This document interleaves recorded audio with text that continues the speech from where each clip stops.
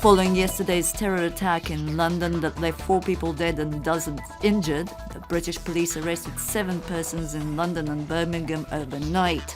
According to the anti-terror police chief Mark Rowley, this was most probably a lone wolf attack, the attacker inspired by recent similar attacks by terrorists.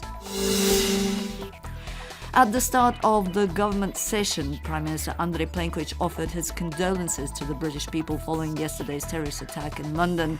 He stressed that it was important to further join forces in the fight against terrorism.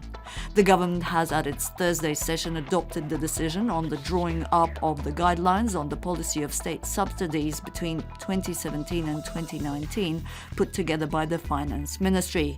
The Prime Minister also spoke about the Agrokor concern crisis and said that the government was handling the issue responsibly within the legal provisions and wants to see the liquidity of the company retained. The Parliament continued session today, but the planned debate on changes to the law on roads took the back seat to some more pressing issues. Most junior ruling coalition MPs wanted to speak about the possibility of the introduction of the euro as a limited means of payment in Croatia during the tourism season.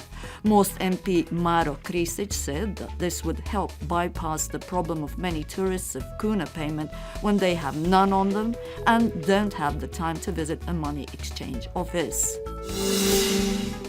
The Deputy Prime Minister and Foreign Minister Davor Stier has taken part in the meeting of the coalition against the so-called Islamic State in Washington.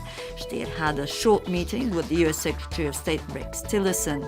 Addressing the gathering, Stier said that Croatia was a reliable ally in the coalition and that its intelligence community was actively cooperating in gathering information aimed at preventing the radicalization of Southeast Europe. The appeal proceedings in the case of the 6 Bosnia-Herzegovina Croats convicted by the ICTY for attempting to create an ethnically cleansed Herceg Bosnia is continuing. The 4th day of the proceedings, one of the defendants, Milivoj Petković, is to put forth his defense. Petković has been sentenced to 20 years in prison.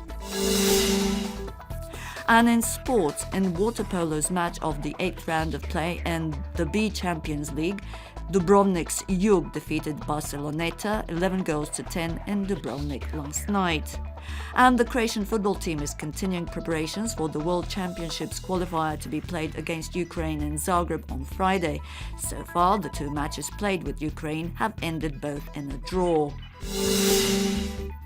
And the weather, most sections of Croatia will be partly sunny with some sporadic wetness in places. Winds light mostly along the coast, while some mist and fog expected in the open, limiting visibility to less than 1 kilometer. Sea calm and slight. Top temperatures between 19 and 23 degrees, a little higher in eastern Croatia and the Dalmatian hinterland. Friday's temperatures increasing further, while Saturday will be mostly sunny, gliding over on Sunday, becoming cooler and unsettled with rain and thundery showers and even snow at high elevations. No changes in weather along the coast, either, with Sunday seeing an increase in temperatures. Some bora expected in the northern Adriatic at the end of Saturday and even gaining force on Sunday, when it will become changeable and cold with rain and thunder in places.